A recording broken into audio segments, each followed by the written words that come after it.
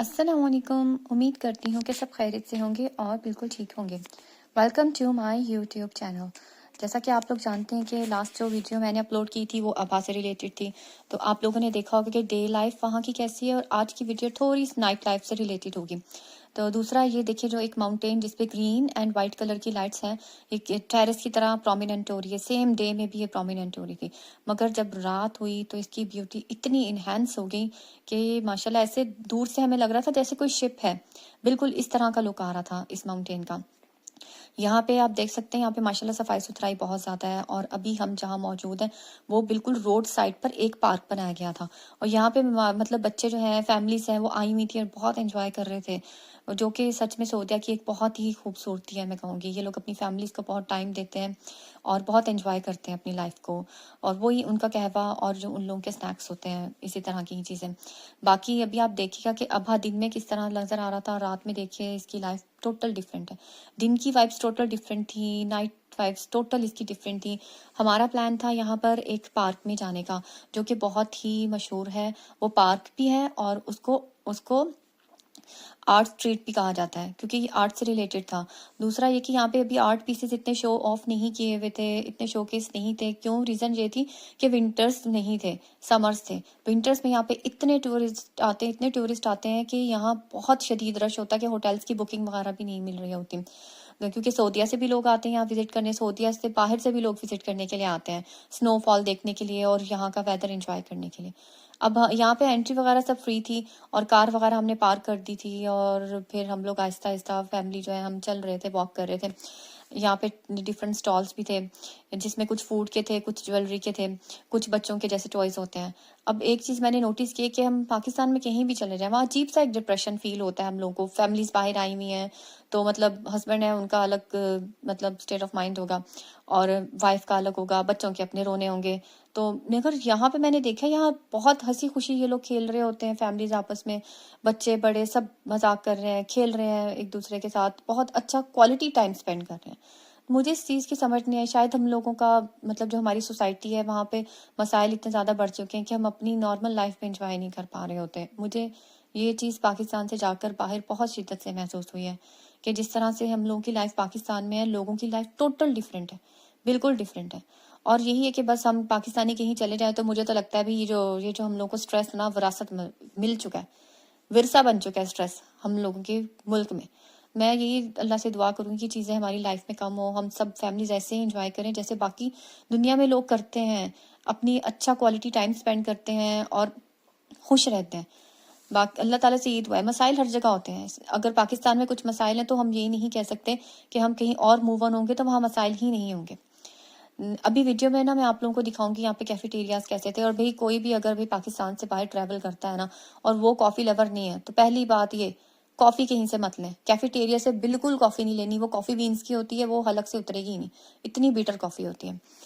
यहाँ पे स्लशीज वगैरह जो हैं वो भी अच्छे खासे थे, लेकिन मैं कहती हूँ वेदर इतना अच्छा था तो भाई इसकी भी ज़रूरत नहीं है, क्योंकि विंटर्स में तो चलो फिर कुछ होता है कि इंसान फील करता है सर्दी या कुछ है, लेकिन मैंने देखा है कि अगर समर्स में ज़्यादा इस तरह की चीज़ें यूज़ की जाए तो विंटर से ज़्यादा हाल ख़राब हो रहा होता है। और शायद हम लोग ट्रैवल करते हैं तो कुछ वायरल इन्फेक्शन ज़्यादा चल रहे होते हैं।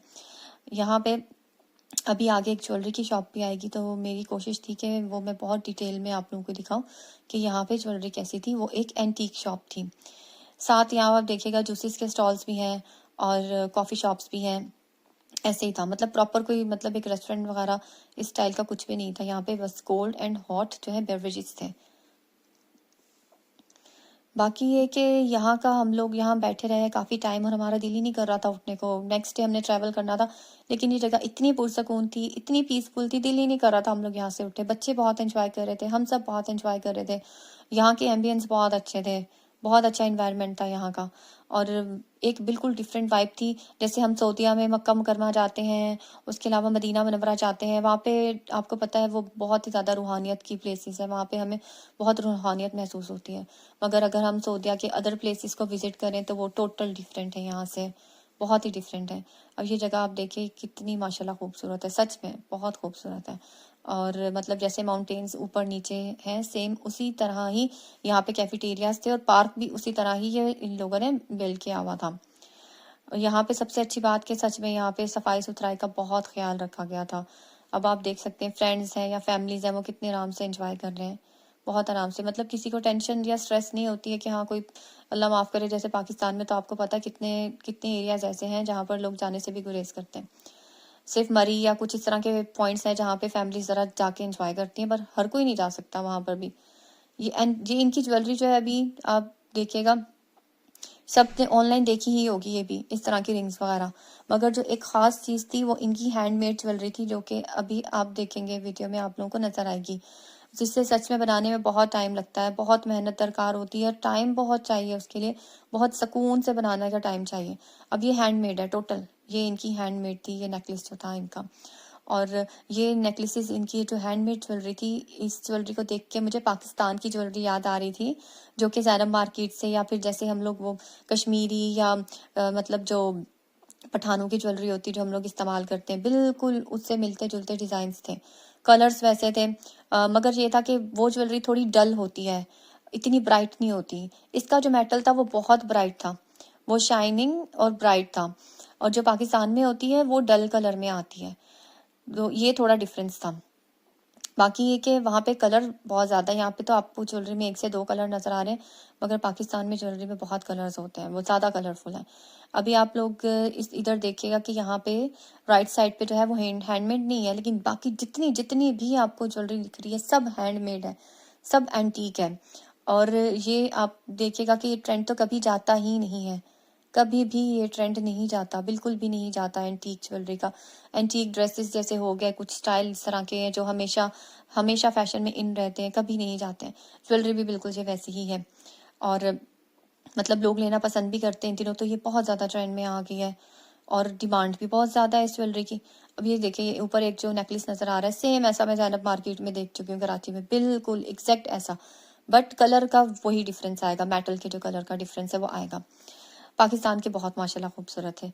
बस यहाँ से हम लोग अब वापस रूम में जा रहे थे और हमने ट्रैवल करना था। थैंक यू सो मच, आप लाइक कीजिएगा, सब्सक्राइब कीजिएगा।